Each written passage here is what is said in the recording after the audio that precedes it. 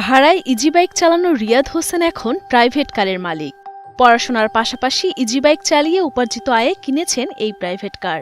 College পড়ুয়া রিয়াদের ইচ্ছা, প্রাইভেট কার চালিয়ে উপার্জিত আয়ে বাবা মায়ের জন্য গড়বেন বাড়ি। প্রাইভেট কারটা কিনেছি হলো যে ওই ইজি বাইকের টাকা জমাই ইজি বাইক চালাইতে তারপরে এক পর্যায়ে টাকা জমাইতে তারপরে প্রাইভেট কার কিনলাম। নড়াইল সদর উপজেলার আউরিয়া গ্রামের তরুণ রিয়াদ হোসেন। বাবা মা চাকরির সুবাদে দূরে থাকায় নানা নানির বাড়িতেই বেড়ে ওঠে রিয়াদ। পড়াশোনার পাশাপাশি কিছু করতে হবে সেই চিন্তা থেকেই পঞ্চম শ্রেণীতে পড়াকালীন ভাড়ার একটি ইজি বাইক চালানো শুরু করেন ছোট্ট রিয়াদ। একদিকে স্কুলে পড়াশোনা আর একদিকে ইজি বাইক চালানো, দুটি করেছেন সমান তালে। রিয়াদ জানান, স্কুল জীবন শেষ করে কলেজে পড়া অবস্থায় আর্চারি প্র্যাকটিস করতেন তিনি। এক পর্যায়ে আর্চারি শিক্ষকের কাছ থেকে 1 লাখ টাকা এবং নানার কাছ থেকে ধার নিয়ে একটি ইজি বাইক কেনেন তিনি। দিনরাত ইজি বাইক চালিয়ে উপার্জনের অর্থ দিয়ে কেনেন আরো 2টি ইজি বাইক। এরপর উপার্জনের অর্থ দিয়ে কিনেছেন এই প্রাইভেট কার। স্যার একদিন বলল, তুই নিজের ভাড়ার ইজি বাইক চালাস, তুই নিজের ইজি বাইক কেন, আমি তোরে টাকা দিবানি।